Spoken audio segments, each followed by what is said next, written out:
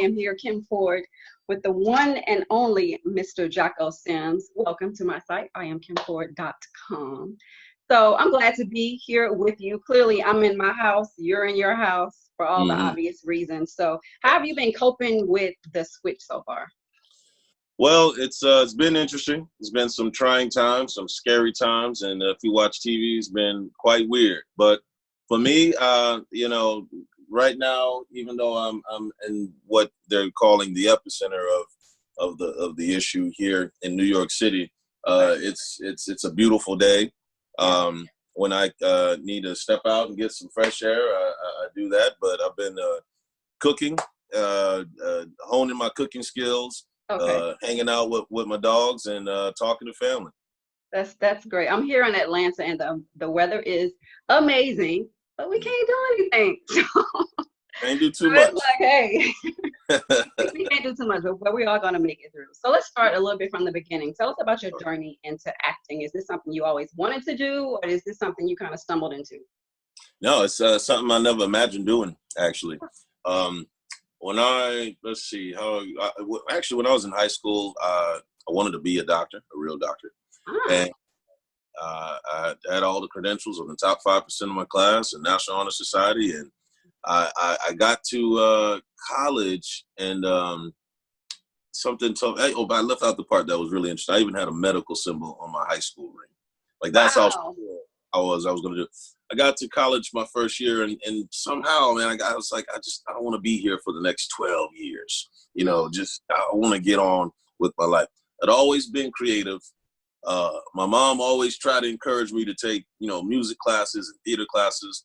I never did it, but I got the bug somehow. I got into college, and I said, let me take a theater course.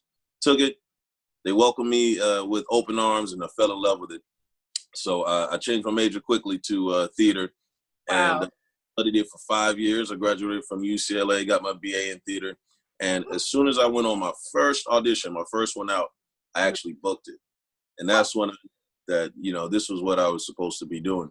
And I'd been working, I think, about 14, 15 years at that time.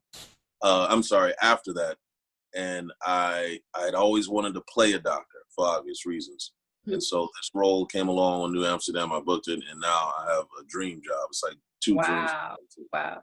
So for those aspiring actors and actresses that's watching, when you booked that first thing out of college, did you have an agent, or is that something you did on your own? I did. My path was, I was really blessed. And I know that not everybody's going to have an agent out the gate. Right. But I did a play there in college. And a guy who actually turned out to be one of my best friends, he introduced me to his agent, and it was history from there for me. But what I would tell people, what I did right was I got into the classes and I honed my craft. I studied theater. A lot of people, God bless them, they move out to Los Angeles and New York and think that they could just walk in a room and it all works from there. Well, first of all, figuring out how to get in the room is an art within itself. I'll tell you that. Absolutely. That's number one. And still, us working actors struggle to get into some rooms. That's how difficult it can be. Not to discourage you, but studying your craft is very crucial. And once you get there, you're around like-minded individuals or somebody you're in the same boat with everybody else. It's like, how do you figure out how to get into the union? And you guys are all figuring that out together. And I figured out with my friends, this is the best route for us to try to get with this particular agent, and he's signing, new people, and that's how you do it. Wow. So all my aspiring actors and actresses out there, be encouraged, because you heard it right here from Mr. Jocko Smith. So, okay, let's fast forward to your role as Dr. Floyd Reynolds. You play a radiologist on New Amsterdam on NBC. Tell the audience a little bit about your role for those that may have not seen the show yet. Yeah, well, New Amsterdam is a medical show on NBC that is based on a true story. It's based on a book by Dr. Eric Mannheimer. And Dr. Eric Mannheimer was the head of Bellevue Hospital for 15 years. He ran it. Now, what a lot of people may not know is that Bellevue Hospital is the oldest public hospital in America. It's older than America. That's how old it is. And so we created a show that would tell these true stories what's crazy is that Bellevue is still standing. It's right down the street here in New York City. It's one of the most state-of-the-art hospitals. It's incredible. If the president of the United States falls ill here on the East Coast, they're gonna take him there to Bellevue. They have the way to contain infectious diseases. When we had the Ebola breakout, that's where you would take patients to contain them. So it's really amazing hospital. They also have a courthouse inside the hospital, a school, a jail. I mean, it's like a community within itself. Wow. So great setting to be able to tell these stories. And I play Dr. Reynolds, who's the head of the cardiac surgical department. Mm-hmm.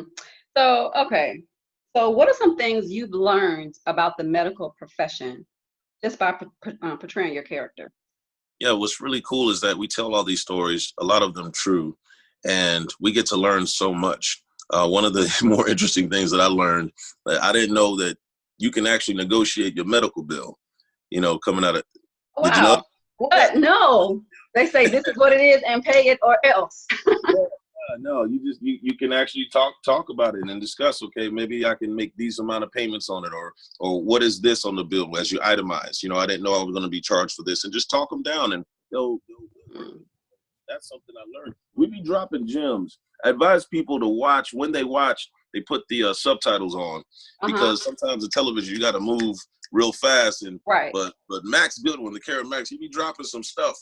Yeah. And we dropped some historical facts, and we dropped some facts about the African-American community and the opioid crisis. Like, we'll just throw some stuff in there, and it's really a deep show, and it's really good. And I always tell people, you got to have your box of Kleenex every week.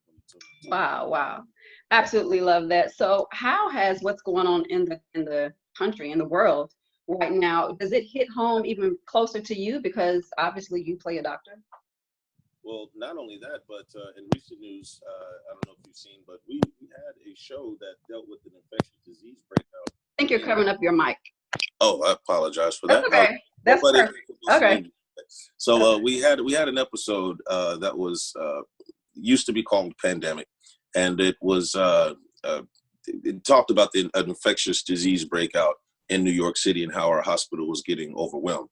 Well, our writer, who was a doctor, Dr. David Foster, he wrote that in 2019. We shot it weeks ago. Whoa. And we didn't know that this was actually going to happen. So talk about hitting home. Wow. And not only that, one of our actors who came to play on that episode, Daniel Day Kim, he actually came down with the coronavirus in real life. So that's that. You can't get any more closer to home than that. But that episode, NBC decided recently to shelve it. And our writer, there's a lot of Davids. David Scholler, our creator of the show, he decided that now is not a time for a fictional story like that. Today, this is a time for facts. Wow. So we'll probably air it at a later date. But definitely, what's happening in the world today is definitely hit home regarding our show. Wow. And in my research, I've looked up everything. Everyone loves your character, but then they're also not appreciating the fact that they don't know if you're leaving or not. So what can you tell us about that? Like, we need this brother on this show. So what is going on? Well, what's really great is people are talking about it. Yes. And whether or not my character leaves, you got to give it to the writers for being able to get people to be on the edge of their seat regarding that storyline. Right. I remember as early as it was a few months ago, we had an episode where my character had actually gotten stabbed. Incidentally, they were trying to stab someone else, but my character gets stabbed in the OR, in the operating room.